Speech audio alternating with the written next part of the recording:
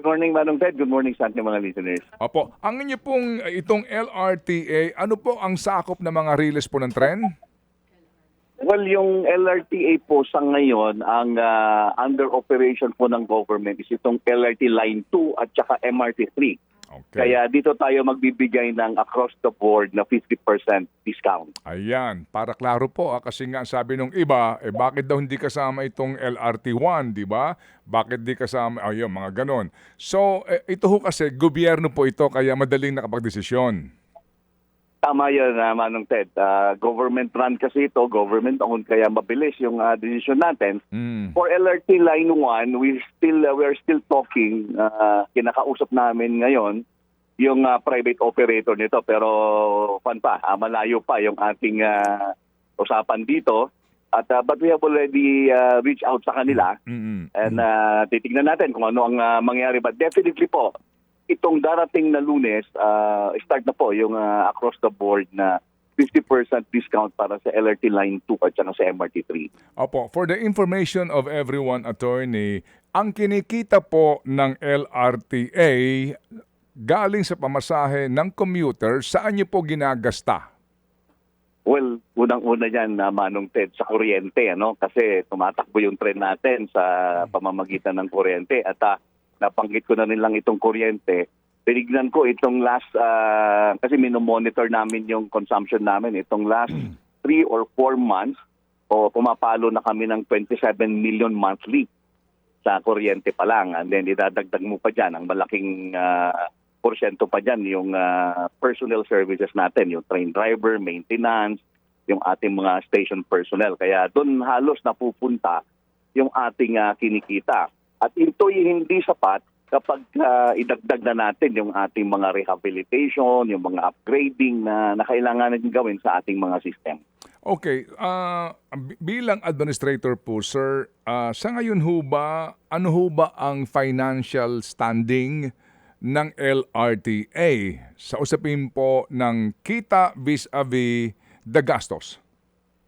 Well, kulang, ano, pagka doon pa lang tayo sa yung sa break even pa lang kulang na.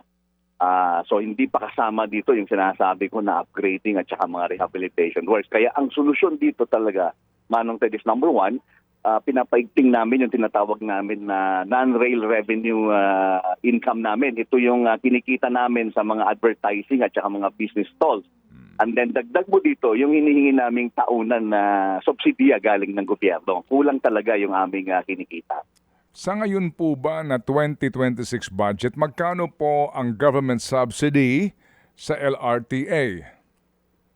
If I remember, Manong Ted, parang around mga doon sa personal service, parang around mga 120 million, and then parang halos sobra lang ng konti para naman doon sa ating sa mga maintenance services natin. Opo, ito po'y nakapaloob under DOTR budget po, attorney. Hindi po, may direct subsidy po kami galing ng national government. So, diretso na pong napupunta sa amin yon. Okay, that's good. So, attorney, sir, ito pong anunsyo na 50% discount, ano ang dent nito sa kita ninyo? Ganito, sa madaling salita, Manong Ted, ang lost yung lost opportunity namin monthly with this 50% discount, around 35 million monthly. Yun yung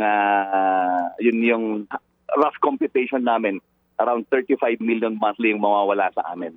So basically po, attorney, sa mawawalang ito na inyong kikitain, obligado ngayon ang LRTA na maghanap ng pera to be able to finance your dues and obligations.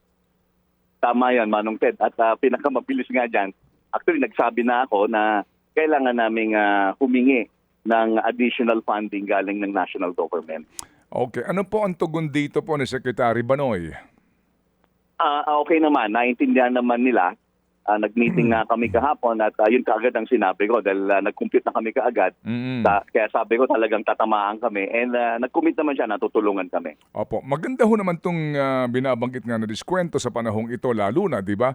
Para po naman hindi ganong katindi ang dagok nitong pamasahe sa napakarami pong nagbebenepisyo sa LRTA. But definitely po, ito kasi nga ay may kahulugan din na bawas kita ng tren para ho sa kanilang pangangailangan pati ng maintenance. Yan po ang kumbaga ang epekto nito.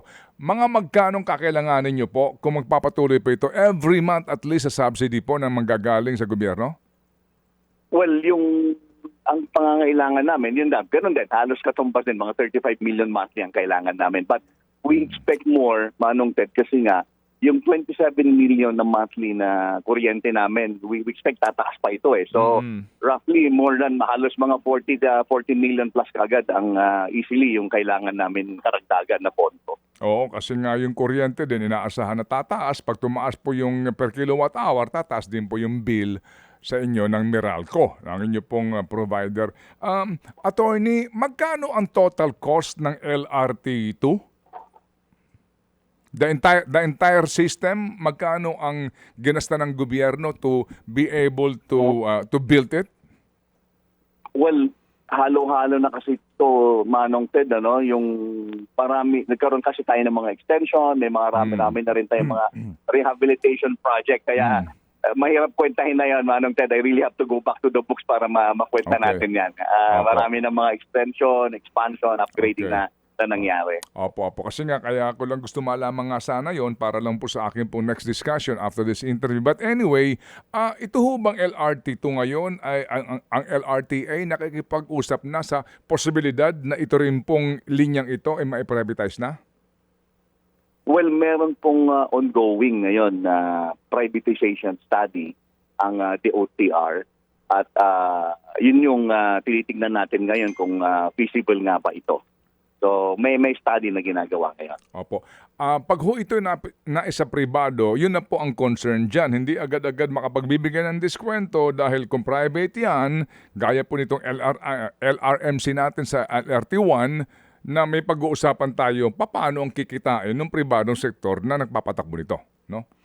Tama yon. Hindi ganoon kabilis magdesisyon at pahirapan talaga.